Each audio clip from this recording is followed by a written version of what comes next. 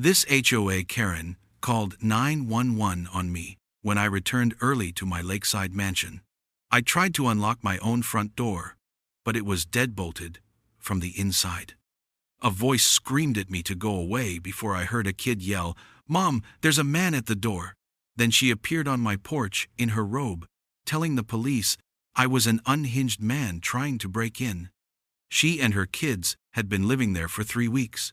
She even showed the cops a fake letter claiming the HOA gave her guardianship of my home. But while she was busy stealing my house, she had no idea her own paper trail was about to expose everything.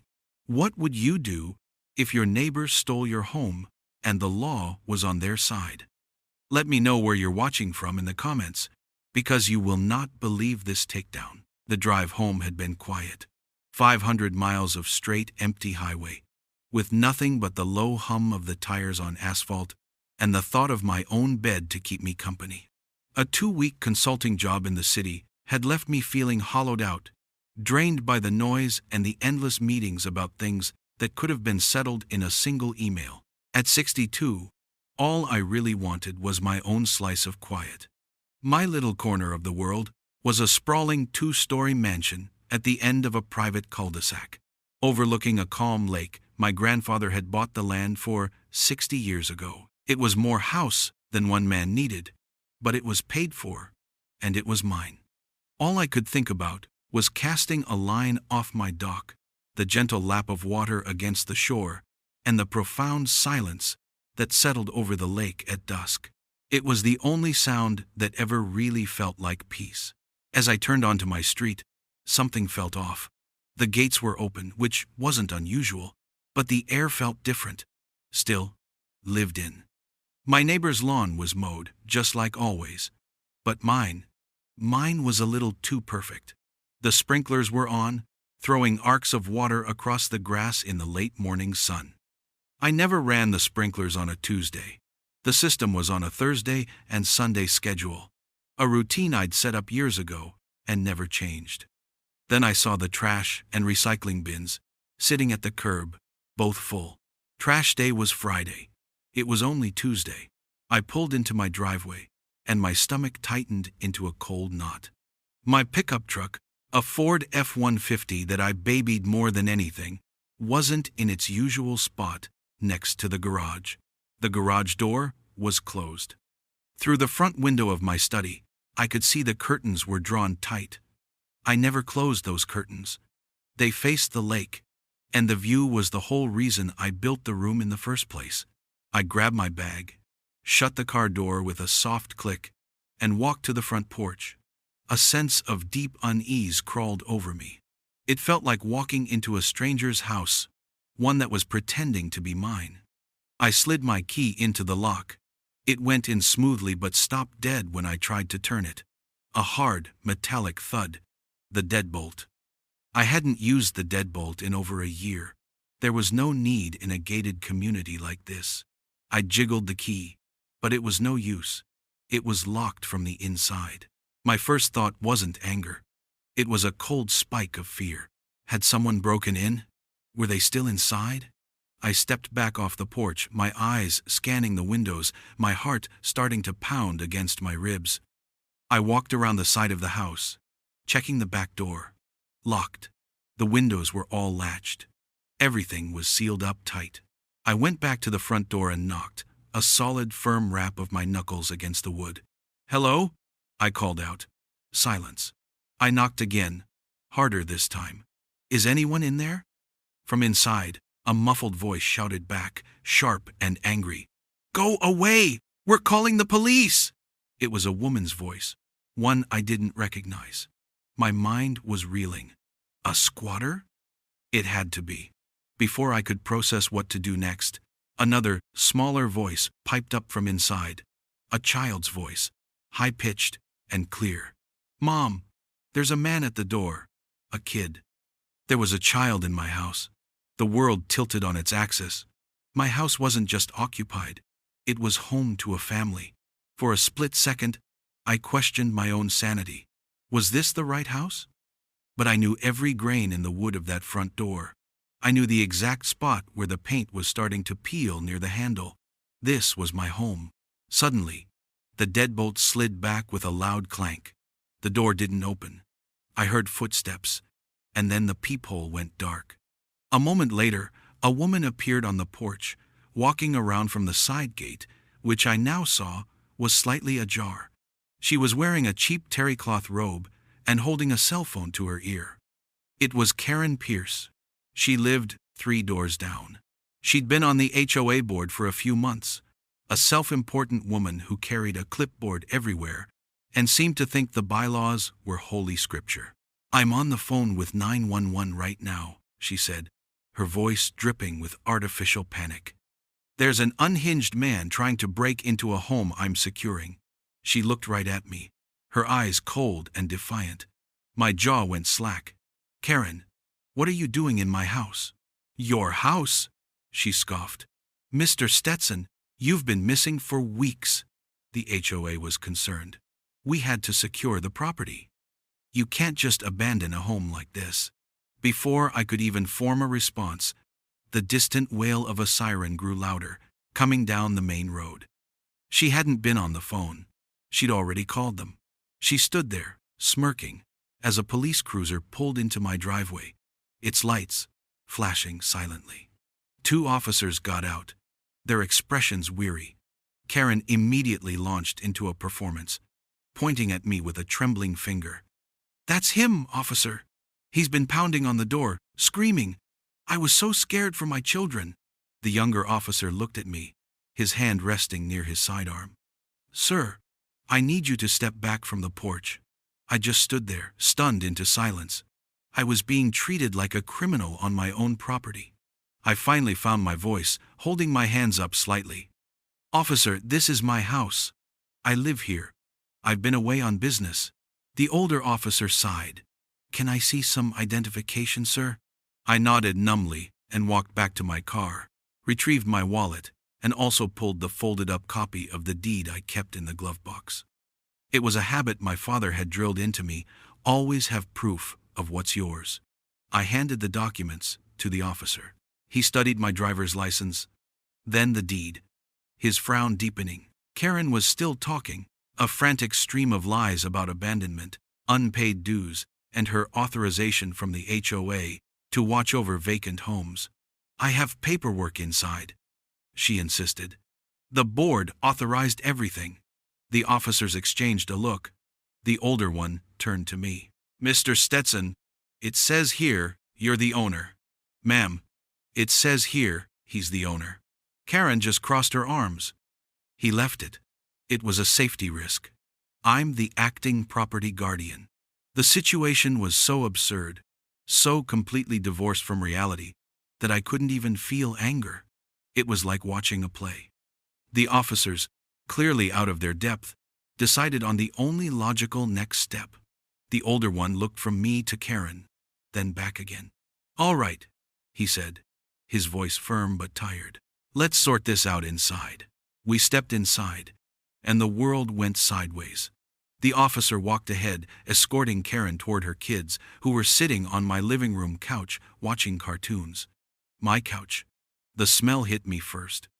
It wasn't the familiar scent of old books and lemon oil I used on the wood furniture. It was the cloying sweetness of a cheap plug-in air freshener and the faint, greasy odor of someone else's dinner.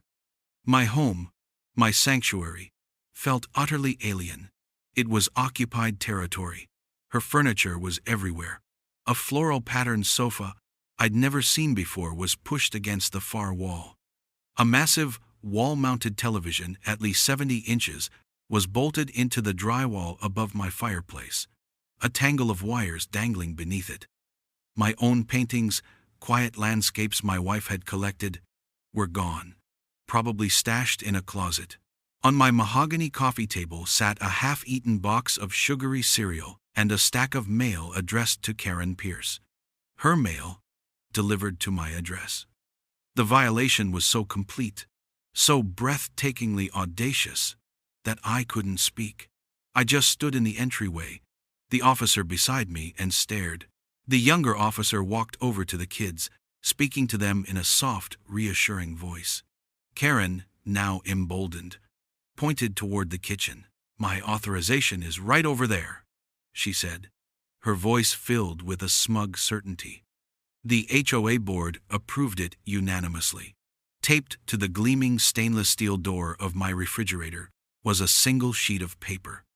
It looked official at first glance, with a bold header that read, "Lakeside Property Owners Association.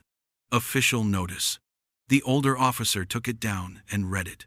I stepped closer to look over his shoulder. The document was titled Temporary Property Guardianship.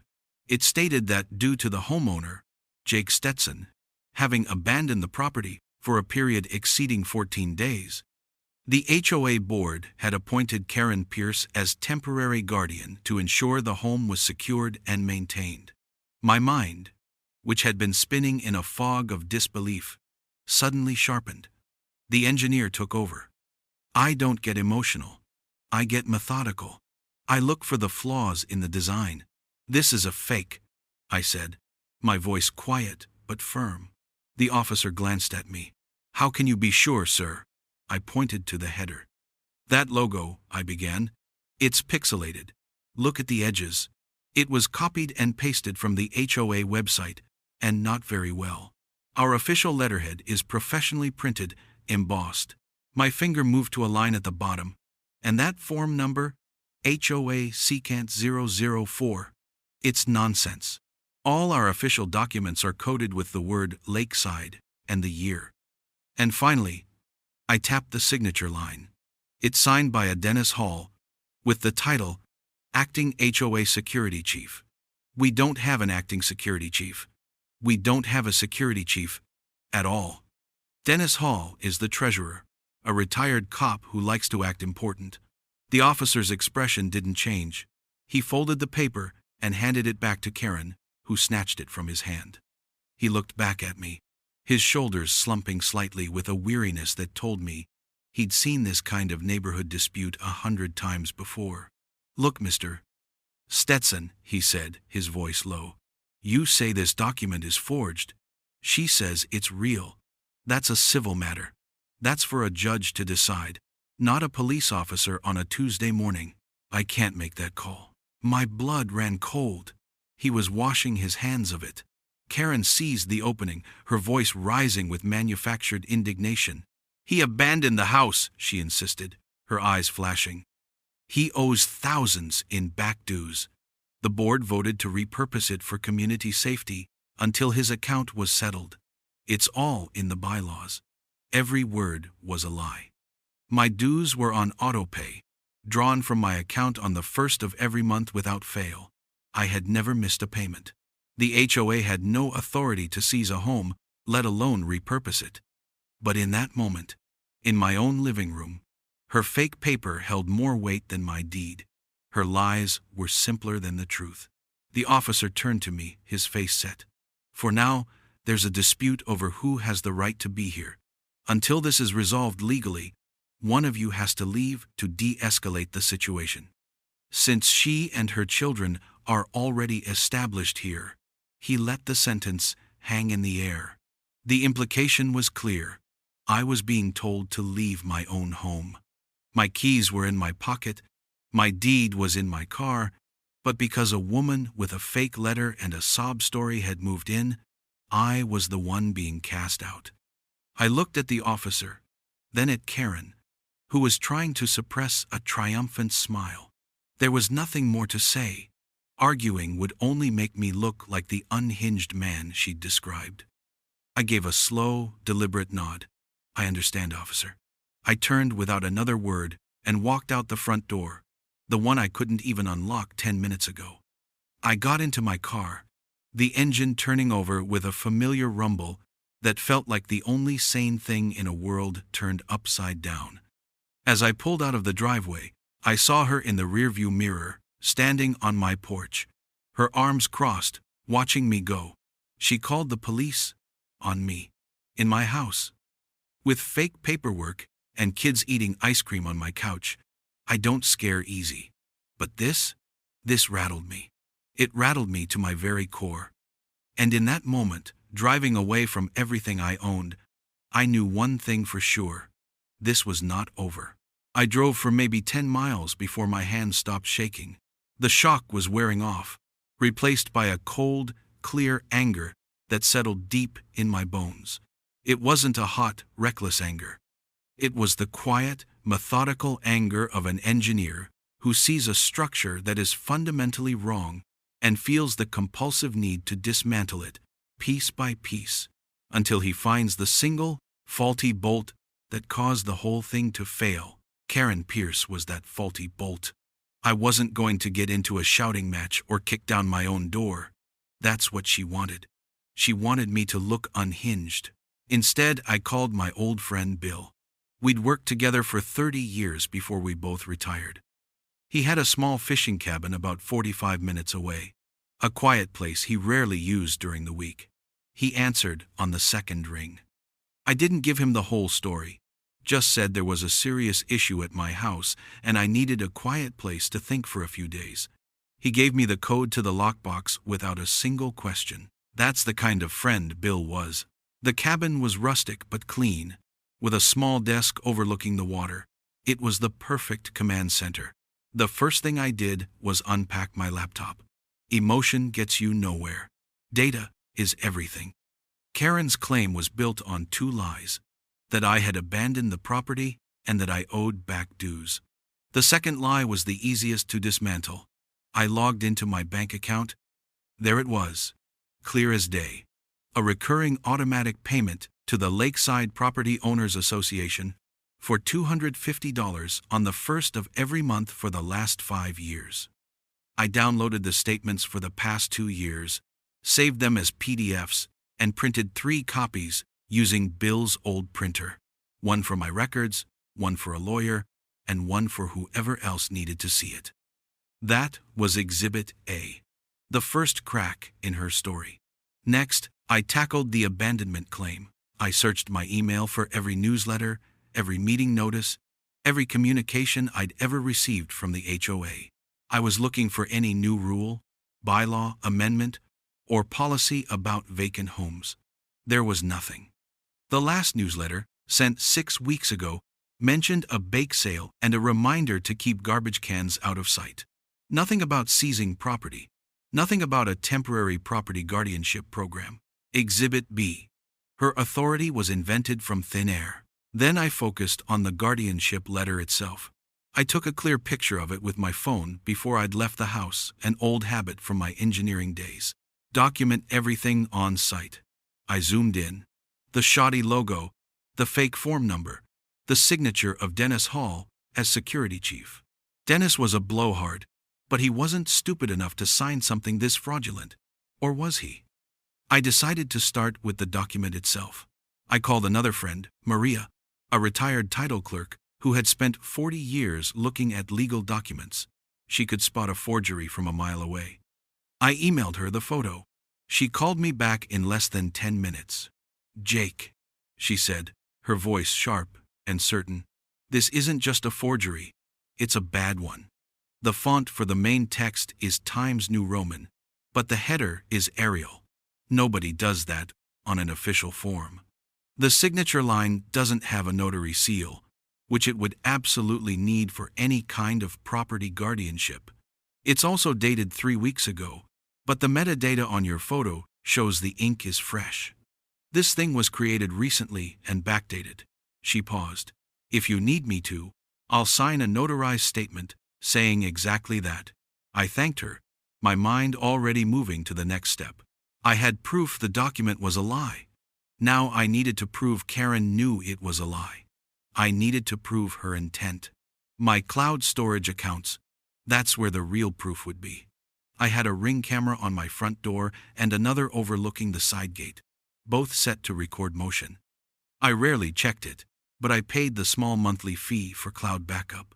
I logged in and started scrolling back through the motion alerts, my heart pounding a steady rhythm against my ribs. There was nothing for the first week I was gone. Then, 19 days ago at 2:15 p.m., a motion alert from the side gate. I clicked on the video. It showed Karen's 2 kids, a boy and a girl, dragging a red wagon full of toys through the gate and into my backyard. 30 minutes later, another alert. Karen herself, using a key to open my back door, and letting a man in who was carrying a large television, the same TV I'd seen mounted over my fireplace.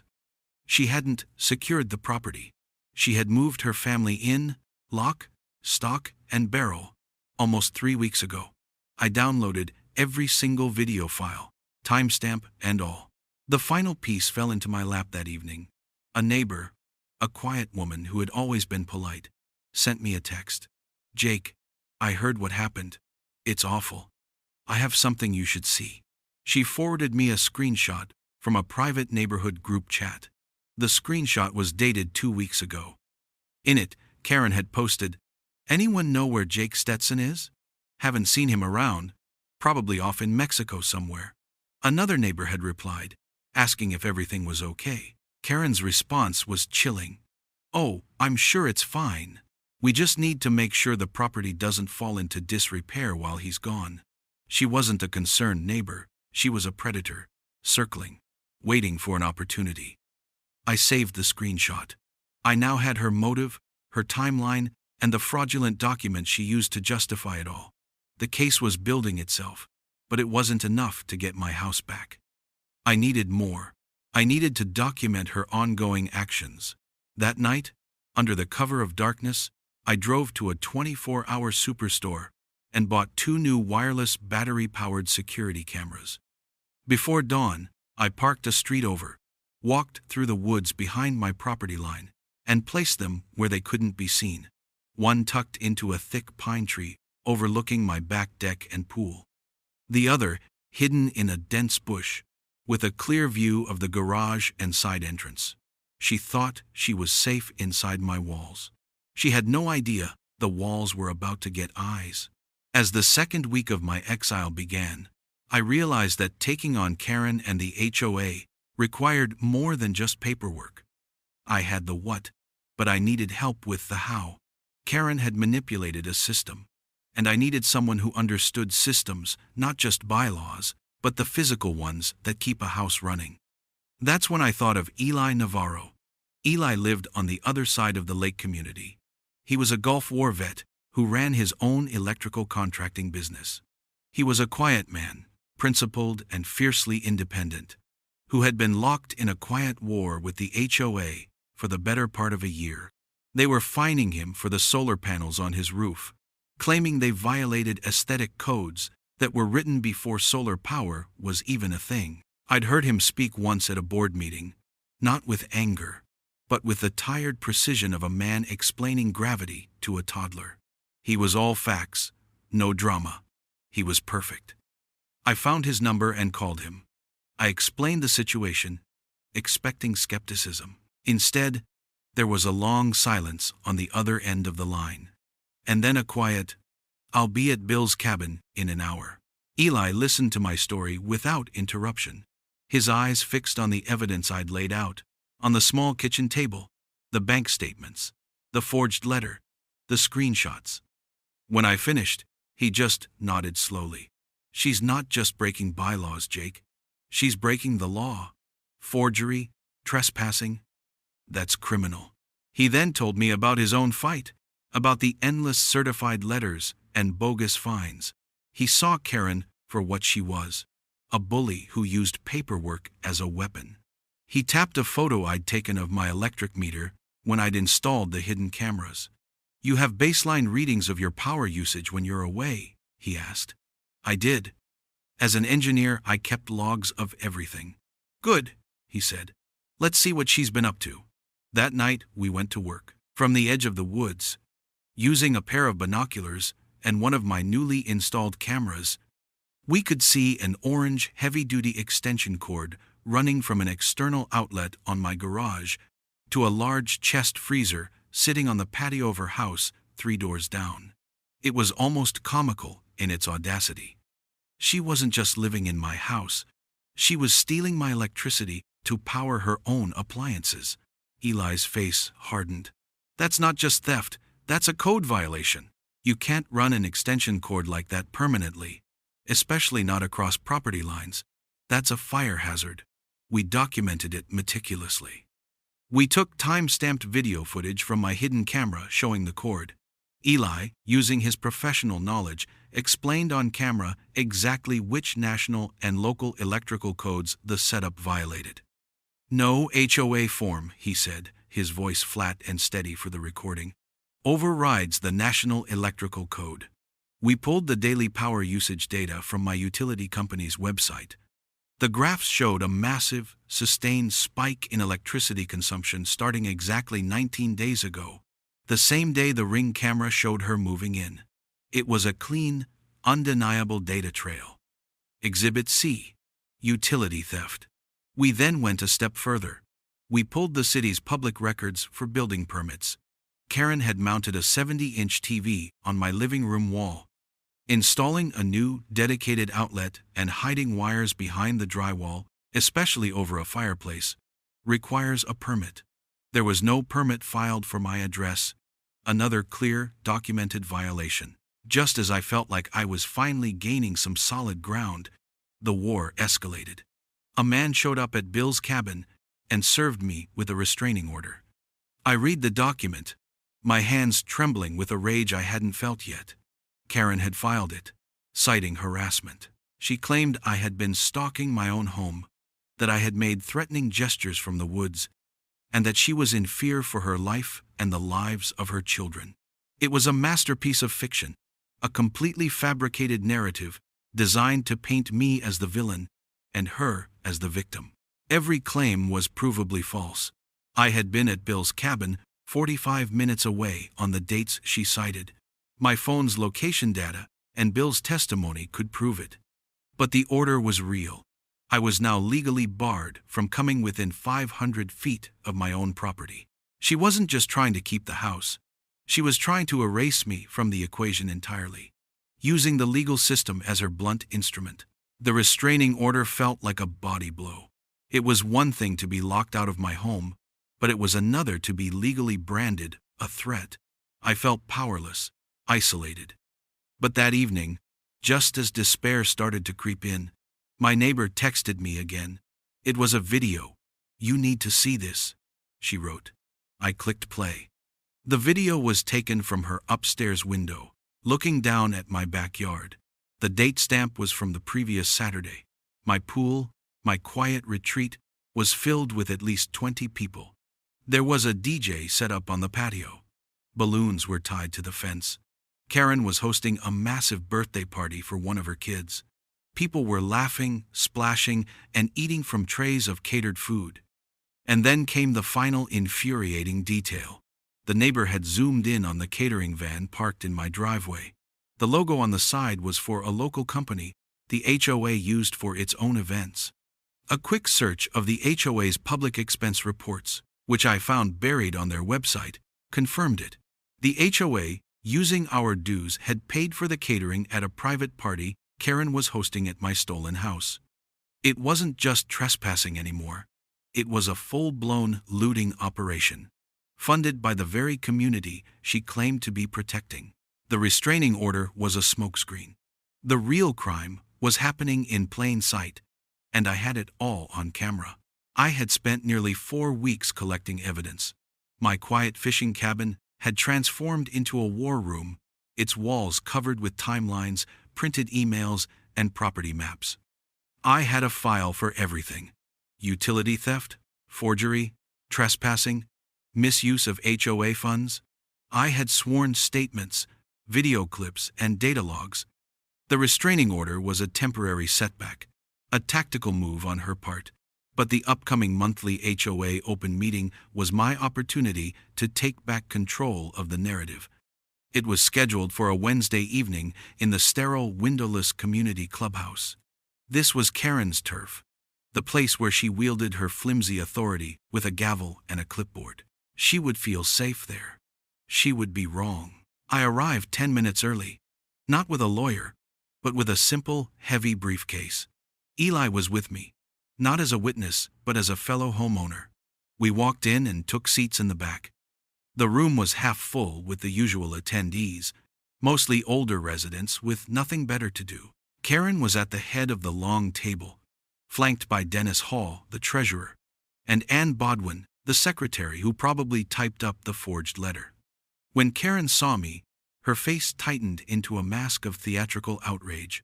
Dennis stood up, his retired cop posture on full display. "Mr. Stetson," he boomed, "there is a restraining order against you. You are not permitted to be here in the presence of Ms. Pierce." The room went quiet. All eyes turned to me. I didn't stand. I simply reached into my briefcase and pulled out a slim, spiral-bound booklet. "Dennis," I said, my voice calm and even, "according to Article 4, Section 2 of the Lakeside Property Owners Association bylaws, all monthly meetings must be open to all members in good standing. My dues are current. I am a member in good standing. This is an open meeting." I opened the booklet and laid it on the chair next to me. "The restraining order prohibits me from coming within 500 feet of my private residence and from directly contacting Ms. Pierce. It does not, and cannot, strip me of my rights as a homeowner to attend an open board meeting in a public community space. Feel free to call the police to confirm." Dennis's face went from red to purple. He looked at Karen, who looked flustered. They hadn't planned for this. They had assumed I would be too intimidated to show up. They had miscalculated. He sputtered for a moment before Anne, the secretary, whispered something in his ear. He grumbled and sat down. The board folded. The meeting droned on with the usual business discussions about lawn maintenance and parking violations. I sat silently, waiting. Then, Karen opened the floor to public comments. This was my moment. Before I could stand, however, an elderly woman 2 rows ahead of me stood up, her hands trembling as she held a printed photo. "I want to know," she began, her voice cracking, "why the board thinks it's okay to fine me for my flagpole. I've flown that flag for 30 years. My husband was a veteran. It was like a dam had broken." Suddenly, others began to speak. A man held up a notice fining him for a basketball hoop that had been there for a decade. Another woman, the same neighbor who had sent me the party video, stood and showed the room's cell phone footage of Karen opening her mailbox and looking through her mail. The murmurs in the room grew louder. The petty abuses, the small power plays that people had endured in silence, were now spilling out into the open. The foundation of Karen's authority was crumbling before she even knew what was happening. Then I stood up. "My name is Jake Stetson," I said, my voice carrying easily in the silent room, "and I have a few questions for the board about property guardianship." I walked to the front of the room and set up a small, portable projector I had brought. The first image I projected onto the blank wall was a side-by-side comparison. On the left was the fake, temporary property guardianship letter. On the right was an official HOA notice from 6 months prior. "I'd like to ask the secretary, Ann Bodwin, a former notary, if she can spot the 22 formatting and factual errors in this document." Ann's face went pale. The next slide showed the graph of my home's power usage, a dramatic spike that coincided perfectly with a Ring video clip, playing on a loop, of Karen's kids moving their things into my yard. "I'd like to ask the treasurer, Dennis Hall, if the HOA's insurance covers utility theft committed by a board member." Dennis just stared at his hands. Then, I put up the receipts. The catering bill for the pool party, right next to the HOA's public financial disclosure showing the payment to the same caterer. A screenshot of an email I had obtained from an HVAC company showing Karen authorizing a $300 service call for my air conditioning unit, signing the work order on behalf of homeowner Jake S. The final piece was a printed copy of her post from the group chat, probably off in Mexico somewhere. The room was dead silent. The homeowners were looking at the evidence, then at Karen, their faces a mixture of shock and anger. Just then, a new voice cut through the silence.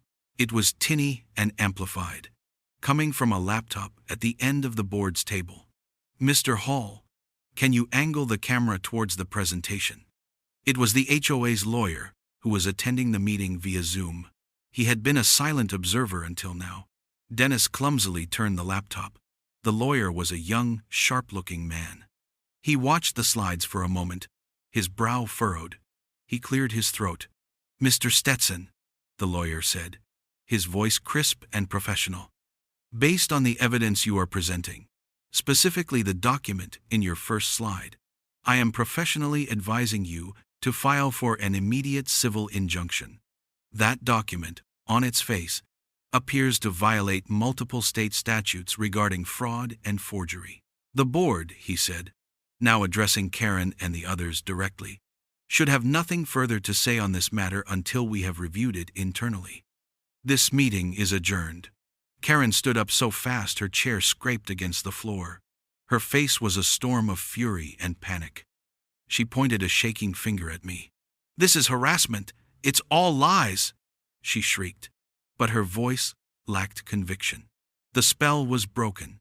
No one was listening to her anymore. They were looking at the proof on the wall. She stormed out of the clubhouse, slamming the door behind her. The crowd erupted in murmurs. I turned off the projector and began to pack my briefcase. I didn't feel triumphant. I just felt a quiet, solid certainty. You can't vote against gravity. And the weight of the truth was finally pulling her down. The open meeting was the tipping point. The next morning, armed with the HOA lawyer's on-the-record advice and my mountain of evidence, I filed for the civil injunction. My lawyer, a no-nonsense woman who specialized in property disputes, took one look at my file and smiled. "This is the cleanest case I've seen in a decade, Jake," she said. "She's left a paper trail a mile wide." 2 weeks later, we were in front of a judge.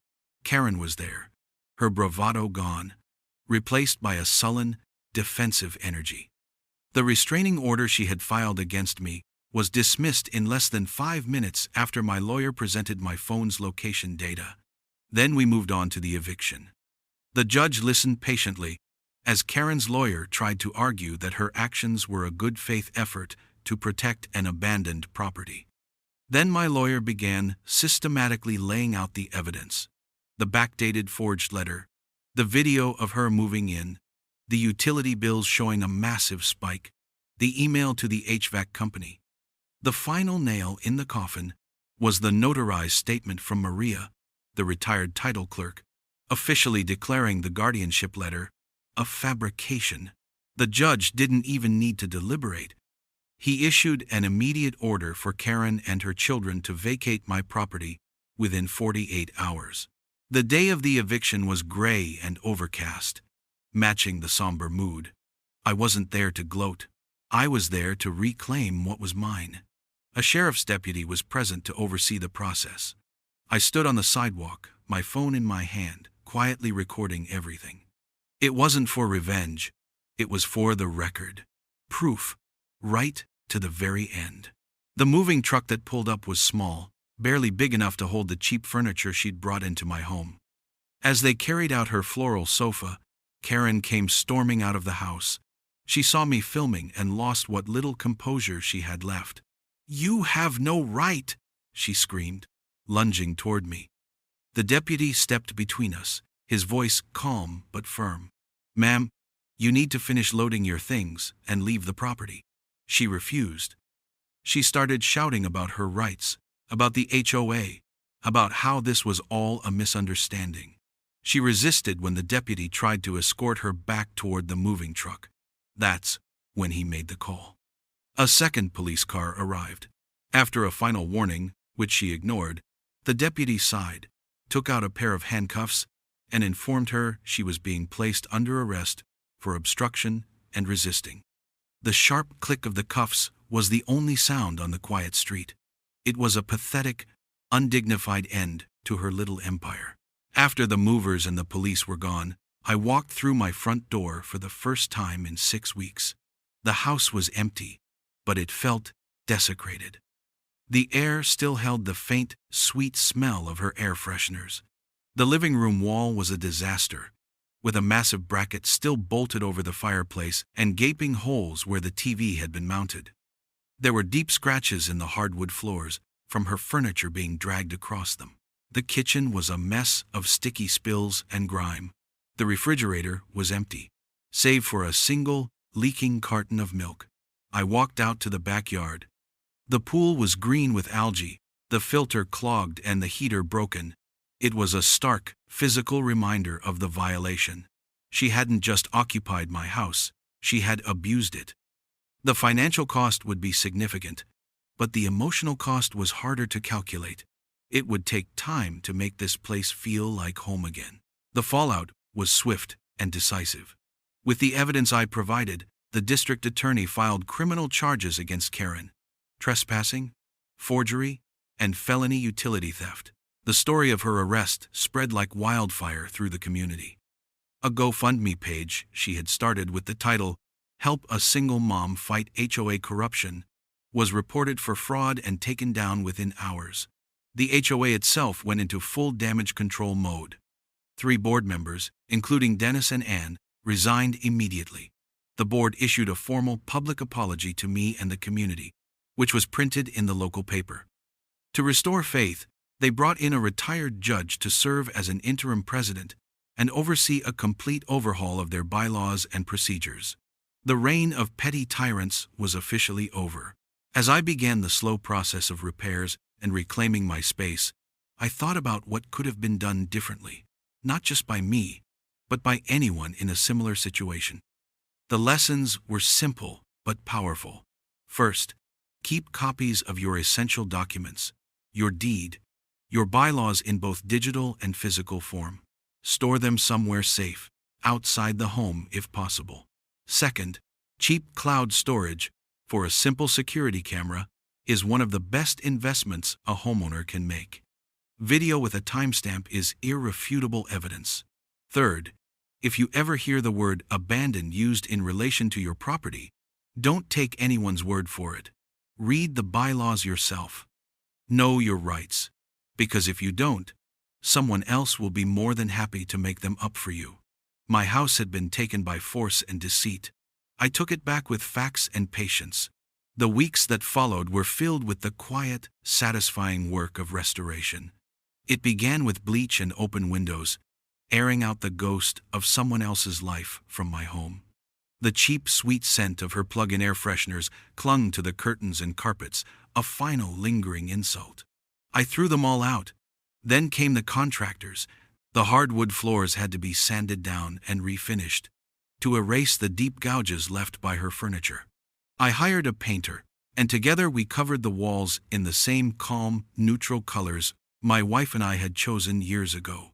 With every fresh coat, the house felt a little more like mine again. The biggest job was the living room wall.